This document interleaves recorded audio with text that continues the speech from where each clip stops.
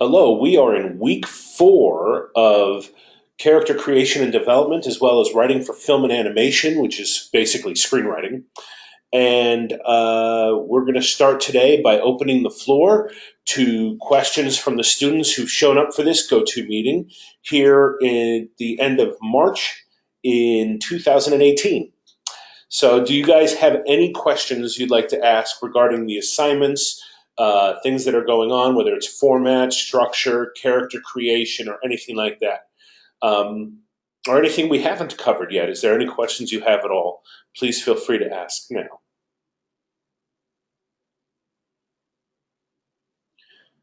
Do do do do do do do do do do do do. Okay. One student has asked me, now just so you know, for those of you listening, I see what is called a control panel with a chat board on it. So I may start answering questions that you do not see or understand where I got them from. In the recording, it doesn't show you the chat board that is on the right of my screen right now. So just know I'm not talking to myself. I'm not crazy. I am just reading questions. All right, so the question is, I would like to get help with the structure of my 3 acts. That's not a question. That's a statement. Do you have? Do you want me to? Do you want me to open up? Do you want to email me a fresh version of your 3-act structure? Do you want me to? Do you want to just ask me questions? Do you want to go through what you have and we can discuss it? I don't.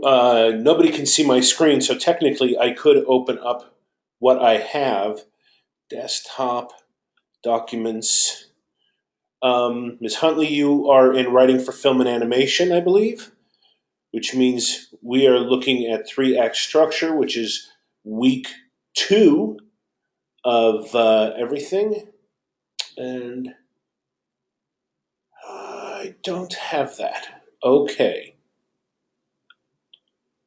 Um, hmm.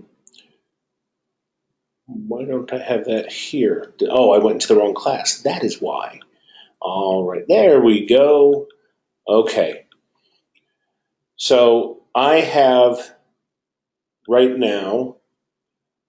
You're now. You said I have an earlier draft, and I don't have the final draft of your submission. So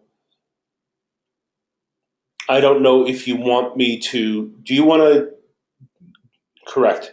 Do you want to send me a more recent draft, or to go over this, or do you want to go over what I have? All right. So you don't want me to go through what I have here. Um, she's commenting on the chat room. This is taking a long time for the recording, so she's going to send me a recent draft now, and I'm going to get it. I'm going to download it. I'm going to show it, and we're going to walk through it, everybody, because that's what we're going to do. I am at my inbox. My inbox is open and waiting. Meanwhile, I have a couple students here. What have been your favorite movies so far this year? Do you guys have any?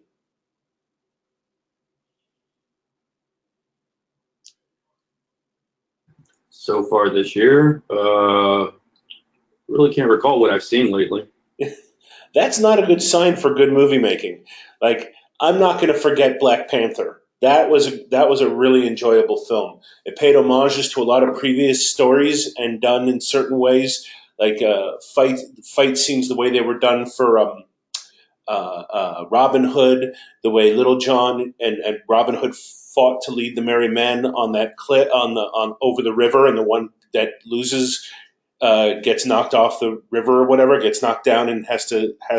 They do the same thing for the tribe in that story. So I found a lot of the things that were really cool, but they did it differently, much differently, and there was death involved, and they raised the stakes. So it had all these homages to classic films and stories, but at the same time, it wasn't. It didn't feel like a ripoff because they took it to a different level and did something very different with it. So I really enjoyed it. I thought it was well written, strong stories, great characters, a wonderful love interest who's trying to inspire him the whole movie. And there is the email, and here is what she sent me. Okay, so we are looking at, you're going over 3-act structure. Well, the first thing I need to know in 3-act structure, I need the original document as well. Because, let me just read and we'll see what happens. Okay, so we're going to start with stage 1 you have. Now, do you pronounce this Jenny or Jean? Jhene. How do you pronounce that? Jani. Okay, it's Jani. Is a new student on campus and has to sign with the residential assistant. Okay, this does not succeed in doing the two things we want to do. One is Janae. Okay, Janae. All right. Sorry, she's correcting me on chat. This student, by the way, you all, is in a public place, like a coffee shop or something. So they're keeping their microphone off because there'd be too much background noise anyway. Just so you understand. Okay, there are two things you need to do in stage 1. One is put them in a crisis, a common crisis, not a oh crap, my whole world is changing crisis, but something that shows us what this character like is under pressure, so that under pressure we can reveal the character flaw. There is no pressure here, and there is no character flaw mentioned. So that would be the first fix you need to do. So whatever you've designed the character flaw to be, that would fit the premise that you need to write, that would be what you need to do in stage 1. You're missing both of those things. And then on stage 6, because you can't possibly have a good stage 6 without a strong stage 1, stage 6 is showing the same character in what would be considered a kind of common crisis in that same way at the end or during regular everyday life, showing you how that character's changed and they are no longer a victim of that character flaw, but they have gone through this ordeal, gone through a journey, and at the end, they're illustrating the opposite personality trait or behavioral trait than the flaw that was shown at the opening of the film, so that we know the character has changed when the proverbial fit hits the shan, if you know what I mean. All right, so let's look at turning point 1. Janae is introduced to her teacher, suit mate, and one of the victims. Meeting somebody, unless it's a romantic love interest, so that when we meet, we get this real sense of chemistry and we know something has happened that is meaningful, then it's not really a strong turning point 1. So turning point 1, what you're going to want is the thing that's the new thing that's going to happen, that's going to change what's going on in Janae's life, is that there is a victim on campus that the roommate is taken, because you have she plans to unearth the campus killer. So if that's turning point 2 is unearthing the campus killer, and we'll get to the wording of that, then turning point 1 is what the killer does something. So it kidnaps somebody, it kills somebody, something happens. That's the new opportunity. It's strange to call that an opportunity, but you know what I mean. It's the new thing that happens. That's the shocker that throws the protagonist outside of her everyday comfort zone into a situation or a world or a situation that they have to struggle through now and have to figure out how to get out of it or through it. And to decide how to engage it. So at turning point 2, so at turning point 1 is a victim. Something happens to a victim. Not he's just this person is a victim. Something happens, and then at turning point 2, the protagonist makes a plan to unearth the campus killer. Now, is that the goal? Because you want the outer journey to be what we're pursuing, at turning point two. So is it just to unearth who it is? Is it to bring justice to the person? Is it to get the person arrested? What is the specific plan? Unearthing, just because you unearth what something is, doesn't mean that it's reported, doesn't mean that there's any justice going to be dealt. Just trying to find out who somebody is. Somebody can try to unearth who a killer is so that they can join them and be their partner.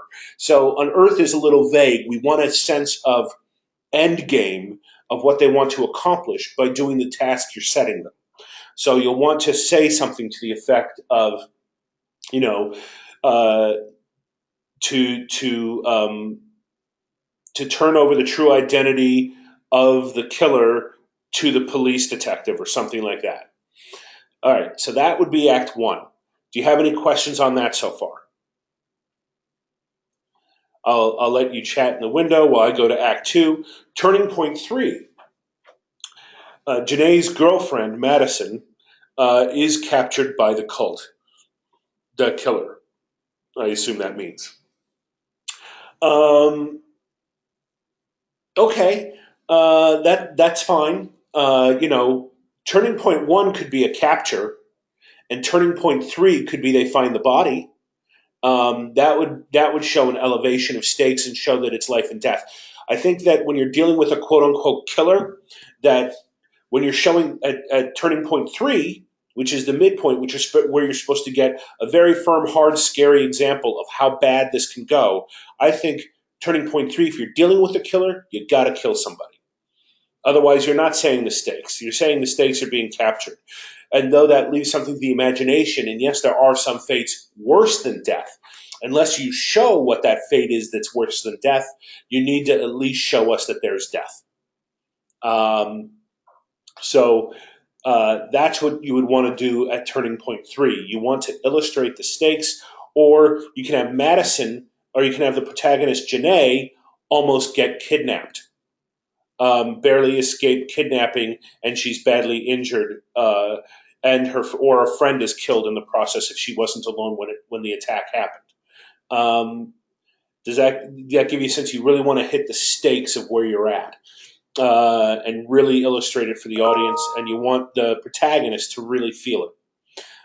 Now, turning point four. Remember, however high stakes, whatever the high stakes are, you set and illustrate at the midpoint, which shows the protagonist how bad this thing can turn out that they decided to do in turning point two. At turning point four, it has to be even worse than turning point three. Plot has to escalate. So yes, it was good if Madison was simply captured. Uh, the murder of a character would be an escalation. So that you had done correctly from what you had. You do want to be consistent on your basic English, so you do want to make sure that when you spell Madison in turning point three, you use the same amount of D's that you use in Madison in turning point four. You always have to give people the utmost confidence in your English skills if you want to get paid as a writer.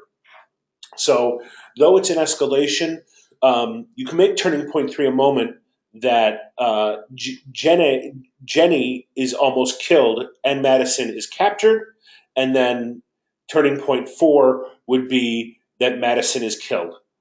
Uh, you have written a longer note.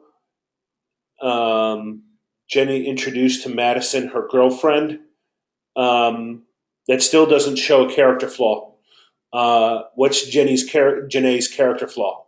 Without that, it's not stage one. Um, Under a moment of stress, you don't have to. Technically, she's meek. So in stage one, Janae doesn't have the courage to approach her. It doesn't have the courage to ask her hopeful girlfriend out. Her doesn't have the courage to ask Madison out. She shies away from it. That would be something that shows in an everyday, common kind of crisis. Jenna is finally introduced to a girl she likes, Madison, for which she doesn't have the courage to ask out on a date. That would show that she's meek which is the what you say is the character flaw, and it would show the uncommon situation. Then at at turning point one, now you're having her captured at turning point one, uh, which is fine. And then turning point two, she makes a plan to bring justice to the campus killer. That's fine. So in turning point three, you can uh,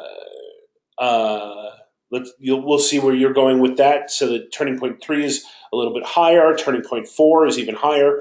For example, turning point four, if you do kill Madison in turning point three, in turning point four, the protagonist can be framed for can be framed and arrested for killing Madison because it was a love unrequited or something like that. She could be framed for that, or she could be taken by the antagonist, the killer, Professor Casey. Um, but you want to raise it and put in turning point four the worst of all things, and it looks like the character, there's no way that they'll be able to get out of it. Is okay. Turning point three, Madison's body is found near the interstate. That works. That's a strong turning point three. So turning point four is going to be the protagonist is either taken or framed for that murder and arrested, something like that, something where it looks like there's no way she's going to get out of this. Uh, then we're looking at Act 3, Turning Point 5, which is the final showdown between the protagonist and the antagonist, where everything comes to a head and we find resolution for the task at hand. So Jenny meets Professor Casey in the courtyard. That's not really a climax. This is a climactic moment. It has to be a showdown. The final showdown isn't they meet. What happens? Does if she was kidnapped or taken at turning point four, does she break loose and get evidence on Professor Casey or proof for something, call the cops and take him out and fight him and knock him out until the cops arrive and they can come to the place where they have where there's all this evidence where he takes and hides and kills victims, whatever it is. There actually has to be confrontation there at turning point five, so that in stage six at the very end, now Jenny is a courageous survivor of her story. Yes, she is, but how are you illustrating it? In stage six, you're going to want to illustrate it through visual action, which is now she's, for example, she's changed her major to law enforcement. She's entering a new class, and it's she can be taking a class on profiling or something like that. And maybe at the beginning she didn't know what she wanted to be, but now she's taking a class on this, and it shows you that she's going to do this now, and she's going to help other people and other survivors and stop other killers. It could be kind of an origin story for a homicide detective or somebody who wants to work with the FBI and dealing with serial killers or whatever. All right, let me know if that. Turning point four, Jenny injures Professor Casey. That is not a low point. Managing to escape the farmhouse. That's not a low point. That's a high point. If she escapes, that's a high point. So you want it that she's captured at the low point. She's captured and taken to a farmhouse to be tortured and killed. That would be a low point. That would be turning point four. You don't say she escaped. That happens after turning point four and before the climax. Okay? The show, yeah, she just wrote that's the showdown. My apologies. The showdown. The showdown needs to be. It's not her escape because just running away, unless it's like a jailbreak movie and it's not about it's about getting away from something. This is about getting justice. She needs to, at turning point five, find the courage to get justice. What should happen during the climax is Jenny has a chance to run, but instead she finds the courage, becomes not meek, she overcomes her character flaw, and becomes courageous, finds something heavy, and knocks out Casey and calls the cops. And then she ties him up. And when he comes to, he's being thrown in the back. He's being shackled. You know what I mean? All right.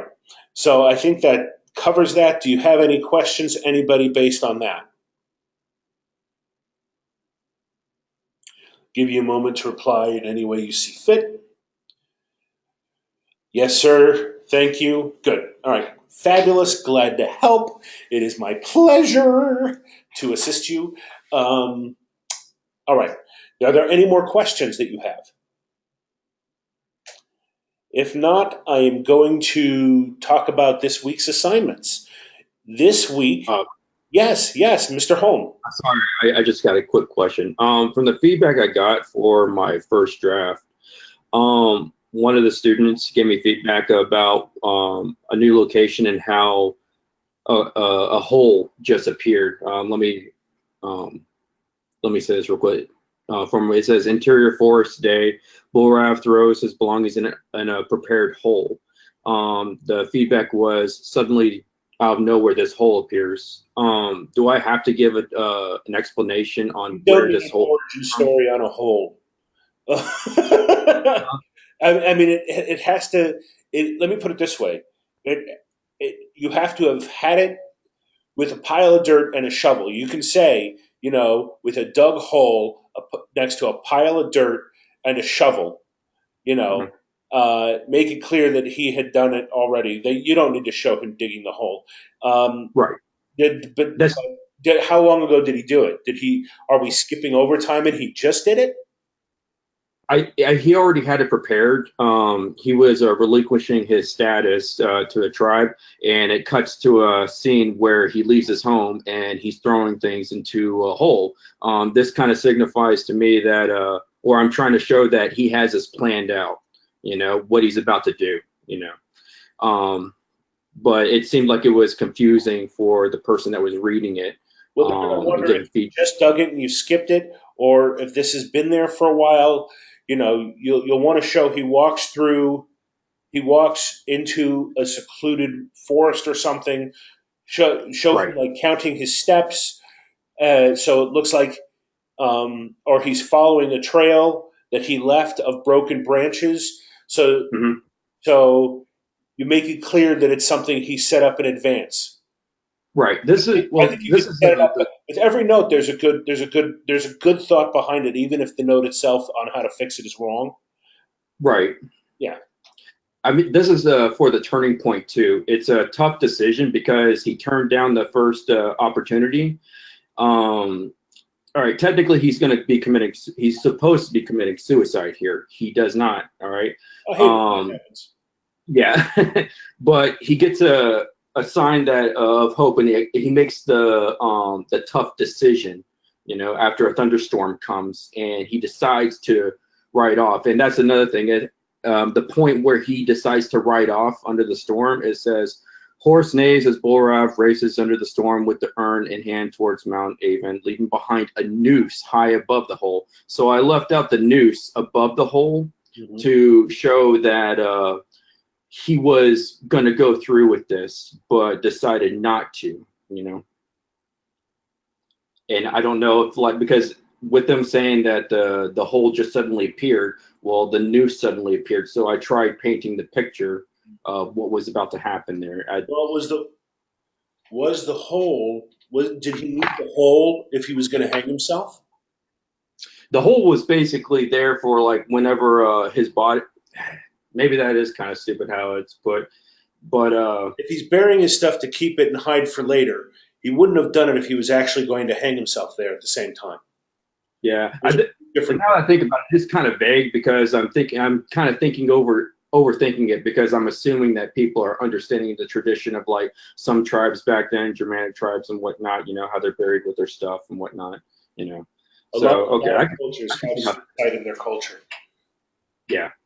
So I can see how a lot of people can misunderstand that. And it's too vague.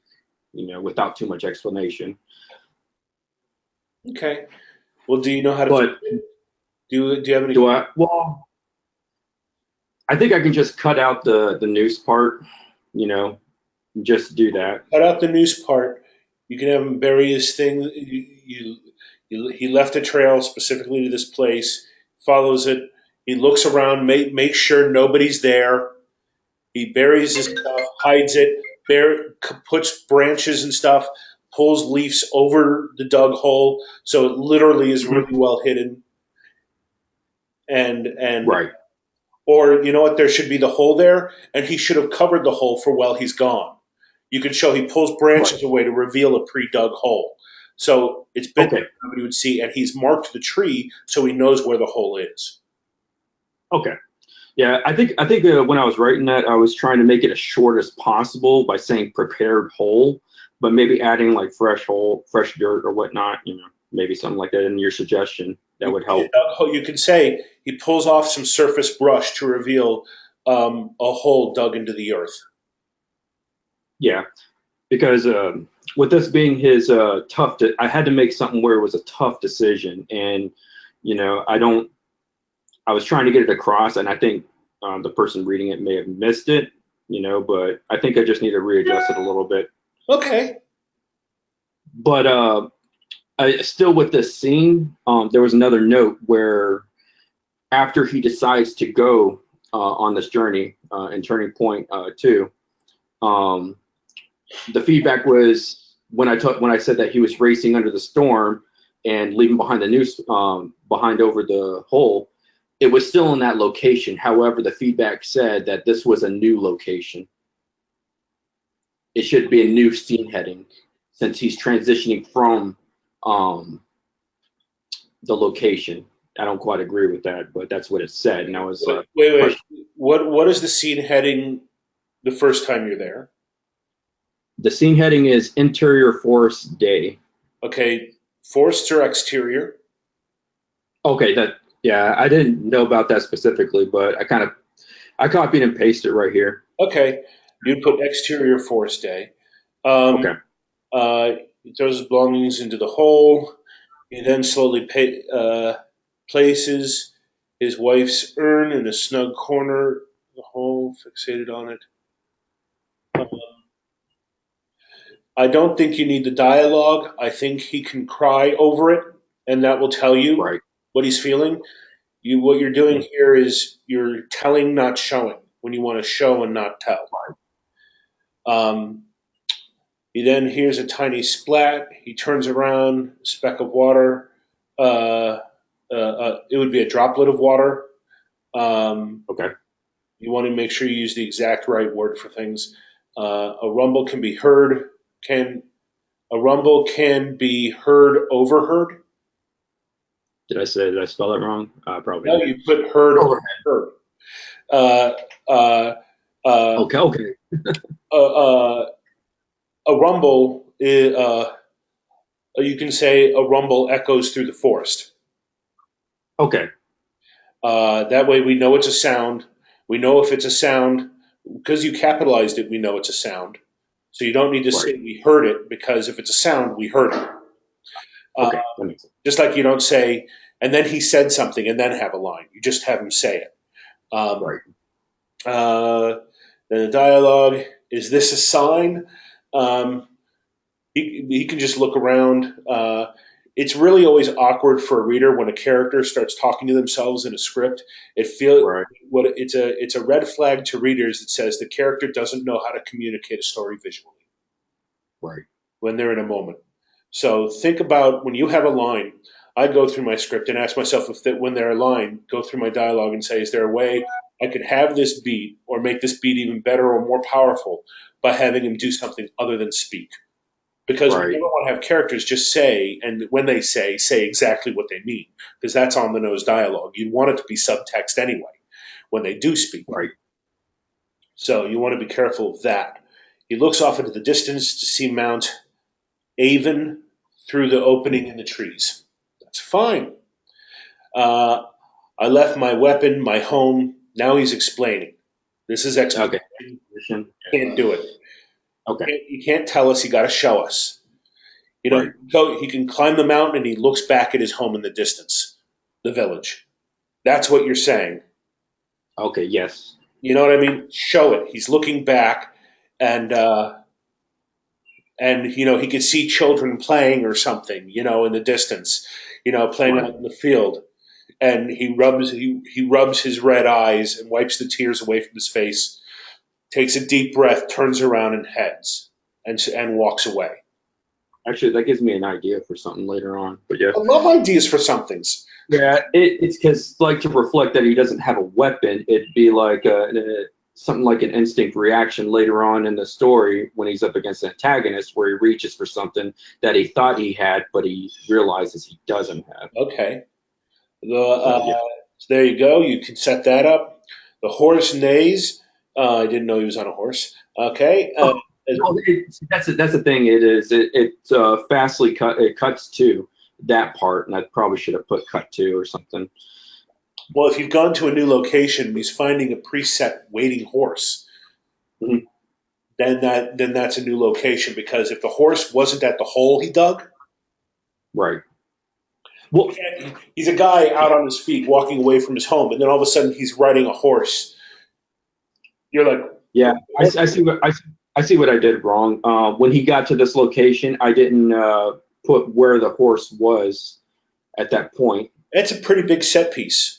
Yeah. You're going to need to let the audience know that's part of the visual mise en scène when you get Right. there. uh, the storm with the urn in hand towards Mount Vane. Okay, Nays races. He races under the storm or through the storm. Under the storm.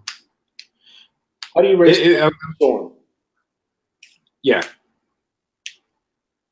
Yeah, Does it not sound? Well, it's the horse neighs as bull rep races. storm. Unless the storm is flying over his head and Mhm. nothing is touching him, he's not under the storm. He's going through it. Okay. Okay. Right? Right? Right. I mean, a storm includes like rain and wind and all that stuff. He's facing those elements, yes? Yes. Okay, if he's in the elements, he's in the storm. Okay. That makes sense. Yeah. Leaving behind the noose high above the hole. Okay. You know how to do it? Okay, so that answers what you wrote there. Did you have any other questions regarding it? No. No, that's all. Okay. Well, I'm here. Do you have any other questions at all? Not really. Okay. All right, so we've gone through a little bit of one student script. We've gone through the three-act structure of another. Now let's talk about the final week for assignments. This week, everybody between Wednesday and Friday. On Wednesday, they're turning in one class, they're turning in a sample scene with the characters they created in character creation and development. And in the other class on Wednesday, they're turning in the edited draft, taking into consideration all the editing notes and editing tricks I put in there for you into your script. You're posting that on Wednesday, and then you'll get feedback from your fellow students on Friday.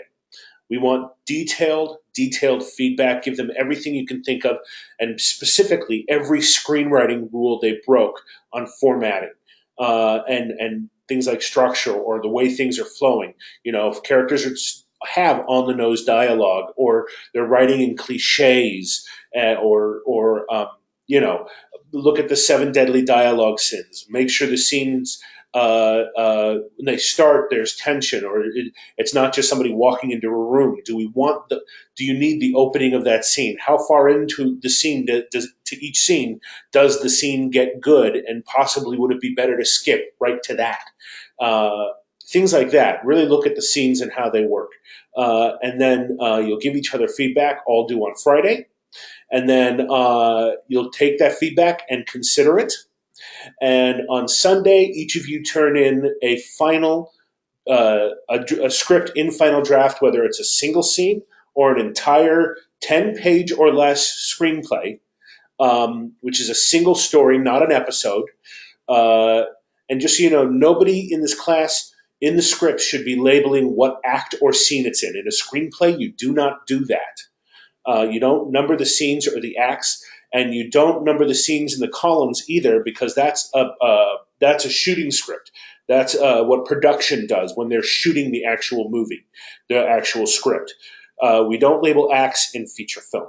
It's just a script from beginning to end story, and you follow the structure. You know the story. You know what pages things are supposed to hit on because that's explained, and you follow those basic guidelines and give us a beginning, a middle, and an end that blows our socks off.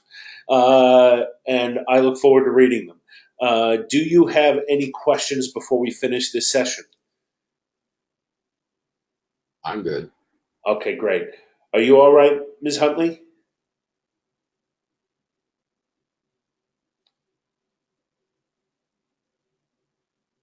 All right, there's no response from that. Okay, so that would end our session for today. I hope you found it helpful. I hope you found these sessions very helpful. I really appreciate all you students. I look forward to your work this weekend. And remember that even though our class may end and you move on to other pastures in this program, know that my email is always available to you. You can always reach out to me and ask me questions. Once my student, always my pupil. I wish you all the best. I'm here if you have questions. I have one more question. How can I say that there is a cult involved and it's not just Professor Casey? Uh, well, you might imply it throughout, and then that might be one of the reveals you have at the end of the movie, at the end of the short script. You might not know he's involved with an occult until the end when they take him down, and then you cut to one of the other students you may have met earlier in the story or his TA, and he's bringing information to a group of 50 other people in a hall. The professor's been taken, and somebody else turns around in their robes or whatever, the leader, and he goes, well, then I guess we're going to have to set we're going to have to set someone else in motion. You know, you can do something like that. I hope that helps, but that's a vague enough question that only a vague enough answer works. um, thank you guys for coming. I hope you have a wonderful rest of your week. You have a wonderful time writing. You're loving your characters, and remember that this is just the beginning of your journey. Don't beat yourself up over the things you're doing wrong. Just look at the notes, learn from them, and try not to do them again. That's what this whole process is for. You're not supposed to be perfect yet. If you got A pluses all the way through, chances are you didn't need the program, it feels like, or you are just an exceptional study, and you just pick things up right away. And that's very few people can do that well. So nobody should ever beat themselves up. This is a learning process. There is a learning curve. It does take time. These are some of my classes are two of the hardest classes I think in the program. Um, so take a deep breath, be patient with yourself, and be diligent with your work so that it always represents the best that you are and represents your name the way you want it to be in the ears of other people. Have a wonderful day. Thank you very much and a wonderful week. Bye bye. Thank you. You're very welcome.